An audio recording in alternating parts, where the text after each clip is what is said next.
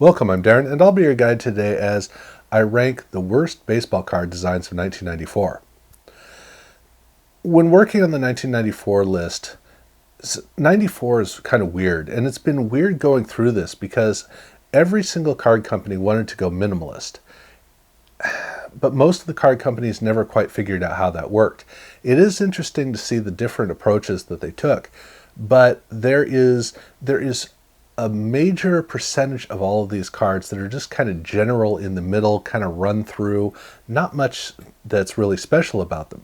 Not many cards are really good and not many cards are really bad, but it's a very boring year for card designs. But it is interesting to see some of the designs that do kind of pop through and kind of stand out. And so I have a list of the bottom 8, which is really a bottom 5, and then there are three designs that I'm okay with. Not a huge fan of them, but I'm at least okay with them. So they definitely fit on the list, but again, it gets down to boring. And I do have to say, 2 of my honorable mentions, I'm really surprised did not end up on the list of 5. So that was kind of a surprise. And actually, my number 8 is the first of those, which is Collector's Choice, which in football was not great. In basketball, I think was probably worse than in football. But in baseball, it surprises me because I look at this card and I think, that must be the 95 design. The only difference they made was those stripes on the side. But those stripes on the side make all the difference. It takes a card and it goes from just an under-designed card to kind of an intricately thought out card. That's kind of the way that it comes across. It's really pretty funny to look at it and see just how simple the change is, but how dramatic it is. Just the change from one to the other. So this is a card where what amazes me is they kicked it off with this design and then they stripped it down and made it more boring in the other sets or other sports. So kind of weird, but I do think they had a tendency to choose better images in baseball as well. So to me, I want to put this here at number 8, about as far away from the bottom of the list as I can get it, for the simple reason that it looks like somebody cares. When I look at the card, it feels like somebody cares. And that's even more relevant at number 7 with Fleer, because in 1993, Fleer wanted to go minimalist, and in football, they actually really succeeded. That was like a good model to go with in 1994. Now, in both baseball and football, they did a good job with it. And in the case of baseball, this card is about as stripped down as you're going to see, white border around the outside, and then some real intricate gold foil inside of the card, which is just enough. It makes this card work well. That's the thing that's so great about this card, is that it looks like a lot of care has been put into it. The images are not as strong as we saw with Choice. I don't think that they are. But otherwise, the card on the front has a really nice quality where it looks like somebody cared. This is not a card that's going to stand out. It's not a card that you're going to use to showcase in your card collection, but it is a card you're going to like having in your card collection because it looks like a special card. That's good. Still pretty boring. But at number 6, we go completely away from boring with Score, Rookie, and Traded. Or I guess I should say Score Traded, because I'm not talking about rookie cards here. And this is a card that I absolutely expected to be on the bottom 5 because, look, it does everything wrong. The colors are not good. The grain, the patterns are not good. The design elements are not good. It's too harsh and too contrasting, and yet that's what makes the card work. All of those pieces together give this real gritty kind of quality that it does a great job of contrasting the player, the photo of the player, which allows the photo of the player to come out. But 2, the card design is strong enough and quirky enough that it works as a good design. I don't think this is a great design. It's not one that I enjoy, but it's one that I'm perfectly fine with. I'm okay with these cards. And it's one that I'm also always kind of intrigued by the fact that I don't hate the cards. So yeah, pretty cool, and definitely not a bottom 5. But the bottom 5, well, they're a clear bottom 5. And that starts off with Flair. And Flair is the one that really 1994 Flair has always frustrated me, because 93 Flair was a meticulously crafted card. I don't care whether you like it or don't like it, you have to acknowledge it was well crafted. The craftsmanship itself comes through. The image, the two images they do a really good job of coexisting. And then the gold foil just has a wonderful, intricate quality. The card back's well designed. Whether you like the card or not, it's a well crafted card. And in 1994, it's like they just sleepwalked. They looked and went, oh yeah, then we'll just do that. The images are jarringly slapped together. The gold foil doesn't really work, although I do kind of like the shield with the last name letter on it. That's not too bad. The card backs are horrendous. This is a card where no care was put into it at all.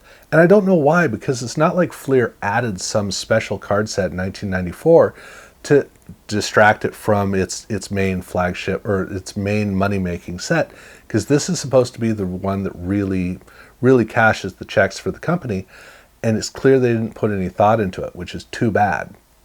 So, at number 4, the one that bothers me the most, which is Leaf.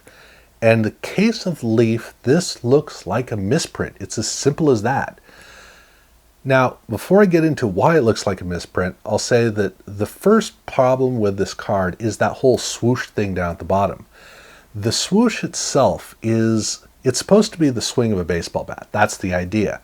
But the pattern on it doesn't work with the card. It doesn't have its own strong, intriguing element to it. It's kind of lackluster, kind of half-hearted. It feels that way. So it's not good. And I like the idea of the rock texture down below with the bright colors. That was a great feature in 1993 Pacific Football. But it was a great feature in 1993 Pacific Football, but not here. It has potential, that's the thing, but it's lost with that design feature down at the bottom. But the most galling part of the card is the gold foil, because that's what looks like a misprint. It looks like the gold foil, as well as the player's first name, should be shifted down into that border design down below. And if they did that, my OCD would be fine with it. But they can't do it because the team name is down there, but you can't read the team name. So why don't you do what Upper Deck did in 1992-93 basketball, where they have the name up the top and then everything down in the border, and now the card works. That's what they needed to do. They didn't do that. It frustrates me because it has so much great potential. So this is what we ended up with. And so it really does bother me, but at least there is a nice quality to it for that sake, as long as you don't look at the card back. Do not look at the card back. This is a card that if you're putting in binders, double these cards up. Please do that. But like I said, I like the fanciness of the card and the fact that it has a clear contrast. That's what I have at number 4. Now, at number 3, we have... this is a card that I think is the best idea of this whole group, and that's Studio. Now, in 1991, Studio had a brilliant idea, which was just a portrait, which in 1991, very bold. In 1994, they had, because they did something every single year, but in 94, great idea of having the player's locker behind him. That idea with the portrait in front is so wonderful on paper, but in real life, it's a mess for a couple of reasons. Which start off with the fact that the first thing is that it's super busy back there, really, really busy.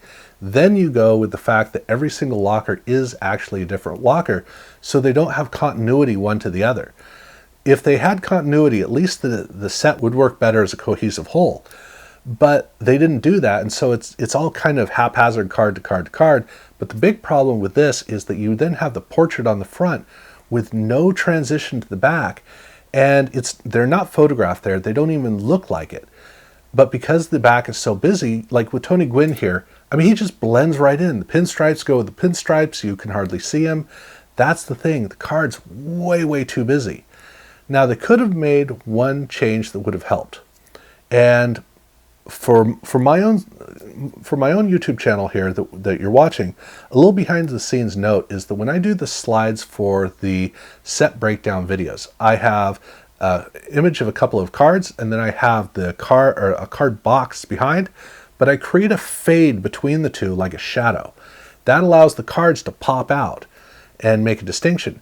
That's what they need here on these studio cards. They need some way to transition so that the player is distinct from the background, but he's not. And so this is a card where every time I look at it, I just go, nice idea, but that you should have figured out that it doesn't work before you went ahead and implemented it. That's what I got to say about Studio. But if you want to see a harsh contrast, you go from the busyness of this to number 2, which is Leaf Limited, which is excellent at isolating a player and really isolating the player. This is a card, though, that's very, very busy. It's got a lot of holofoil on it. It's got a lot of things that it's trying to do, really put a lot of work into it. The player, though, doesn't integrate in. He's lost in the card. So while he is isolated and separated, he is not showcased, which is the whole point. This is a card that's screaming out at the top of its lungs that it is a card. It's like having an F-350 with 48-inch wheels, running lights underneath, and truck nuts. Do you really, any one of those is too much. Doing all of them is just a mess. That's what this card is kind of like. Although it's a much nicer version of it, this card would work well as an SP card.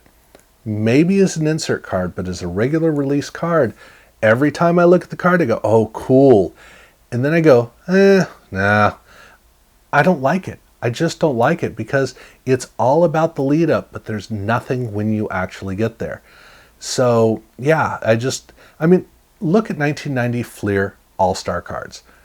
This works fine. This works perfectly. It does everything right. You jump ahead 4 years with this high-tech card. No, exact opposite. Boring, waste of time. Long story short, I'm not a fan. But number one is O-Pee-Chee, and hands down, because this is a card that the design features, I don't even know what to say about it. It's just, so in 1993, Score had an insert set in its jumbo packs that I was never a fan of them, but they were good enough. And it looks like Topps looked at that design and said, hey, let's try to do that. And this is what they ended up with. And something that's I find odd about O-Pee-Chee is that O-Pee-Chee it's like where the Topps had a bunch of designs and they took the worst one and just went, let's use that on this. I don't know the association. When Leaf stopped being used as a Canadian release or a Canadian brand and ended up being its own distinct brand, it was a high quality brand. Although ironically, it's Leaf and not Don Russ that's on this list here, but still the Leaf cards were high end. O-Pee-Chee, it was like Topps did the exact opposite and made the cards really low quality. And these cards are just so boring. I'm not a fan at all. These cards bug me. They look so incredibly cheap. Well, they are so incredibly cheap. This is a weird card design, or it's a weird card overall. But yeah, I don't like it. So to me, that is the worst card design, and these are the worst card designs for baseball in 1994. Now, if you think that there's a card that should be on the list, do let me know what that is. And follow along with me as I do football next, and then I'm going to do my total look at the worst card designs across all 4 sports. So definitely check that out. If you haven't subscribed, please do so, and thank you very much for watching.